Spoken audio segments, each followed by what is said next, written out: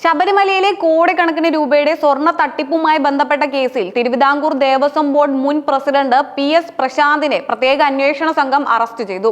Crime branch മേധാവി H. വെങ്കടേശ്വറിന്റെ നേരിട്ടുള്ള മേൽനോട്ടത്തിലുള്ള സംഘം വ്യാഴാഴ്ച പുലർച്ചെ തിരുവനന്തപുരത്തുള്ള വസതിയിൽ നിന്നാണ് പ്രശാന്തിനെ കസ്റ്റഡിയിലെടുത്തത്. ചോദ്യം ചെയ്യലിനായി തിരുവനന്തപുരം ക്രൈംബ്രാഞ്ച് ഓഫീസിലേക്ക് മാറ്റിയ അദ്ദേഹത്തെ പ്രാഥമിക നടപടികൾക്കും വിവരശേഖരണത്തിനും ശേഷം കൊല്ലം വിജിലൻസ് കോടതിയിൽ ഹാജരാക്കും. 2025 ശബരിമല സന്നിധാനത്തിലെ ദ്വാരപാലക ശില്പങ്ങളിലെ സ്വർണ്ണപാളികൾ ഇളക്കി മാറ്റി ചെന്നൈയിലേക്ക് സ്വർണം പൂശാൻ കൊണ്ടുപോയ സംഭവത്തിൽ അന്വേഷണ സംഘം ഹൈക്കോടതിയിൽ സമർപ്പിച്ച റിപ്പോർട്ട് പ്രകാരം വലിയ ഗൂഢാലോചന നടന്നിട്ടുണ്ടെന്ന് വ്യക്തമാകുന്നു.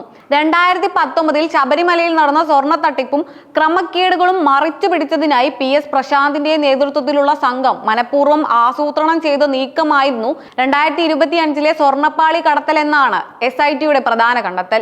ഹൈക്കോടതി നിയോഗിച്ച സ്പെഷ്യൽ കമ്മീഷണറെ പോലും അറിയിക്കാതെയും വിവരങ്ങൾ മറച്ചുവെച്ചുമാണ് സ്വർണ്ണപ്പാളികൾ കടത്തിയതെന്നും ഇതിനായി വ്യാജരേഖകളും അനുമതി പത്രങ്ങളും നിർമ്മിച്ചതായും അന്വേഷണത്തിൽ വ്യക്തമായിട്ടുണ്ട്. മുൻ ദേവസ്വം ബോർഡ് അംഗം അജികുമാർ, മുൻ തിരുവാഭരണ കമ്മീഷൻ ഉൾപ്പെടെയുള്ള പ്രമുഖർക്കും ഈ കേസിൽ നേരിട്ട് പങ്കുണ്ടെന്ന് SIT റിപ്പോർട്ടുകൾ ചൂണ്ടിക്കാണിക്കുന്നു.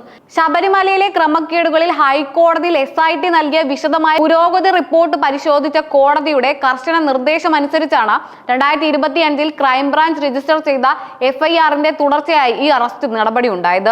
അതേസമയം SIT സംഘം വീട് വളഞ്ഞ് കസ്റ്റഡിയിലെടുക്കാൻ എത്തുന്നതിന് തൊട്ടു മുമ്പ് താൻ പൂർണ്ണ നിരപരാധിയാണെന്നും രാഷ്ട്രീയ സമ്മർദ്ദങ്ങളുടെ ഭാഗമായാണ് പ്രതി ചേർക്കപ്പെട്ടതെന്നും കാണിച്ച് പ്രശാന്ത് ഫേസ്ബുക്കിൽ കുറിപ്പ് പങ്കുവച്ചിരുന്നു. ശബരിമല കേസിൽ എന്നെ ഏതു നിമിഷവും അറസ്റ്റ് ചെയ്തേക്കാം, എന്നാൽ എനിക്ക് യാതൊരു പങ്കുമില്ല. രാഷ്ട്രീയ നീക്കങ്ങളുടെ ഭാഗമായാണ് എന്നെ വേട്ടയാടുന്നത്. നിയമപരമായി തന്നെ ഇതിനെ നേരിടുമെന്നായിരുന്നു അദ്ദേഹത്തിന്റെ പ്രതികരണം.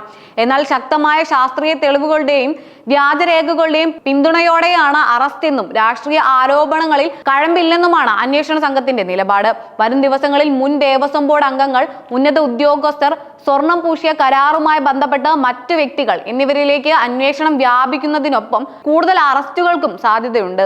കസ്റ്റഡി കാലാവധി അവസാനിക്കുന്ന മുറയ്ക്ക് പ്രശാന്തിനെ കൂടുതൽ ചോദ്യം ചെയ്യലിനായി വിജിലൻസ് കോടതിയിൽ നിന്ന് ആവശ്യപ്പെടാനും 2019 മുതലുള്ള തട്ടിപ്പുകളിൽ നഷ്ടപ്പെട്ട സ്വർണത്തിന്റെ യഥാർത്ഥ അളവും സാമ്പത്തിക മൂല്യവും തിട്ടപ്പെടുത്താനും അന്വേഷണ സംഘം നടപടികൾ വേഗത്തിലാക്കുകയാണ്. ശബരിമല ക്ഷേത്ര ഭരണവുമായി ബന്ധപ്പെട്ട സമീപകാലത്തുണ്ടായ ഏറ്റവും വലിയ നിയമ നടപടിയാണ് തിരുവിതാംകൂർ ദേവസ്വം ബോർഡ് മുൻ പ്രസിഡന്റിന്റെ ഈ അറസ്റ്റ്.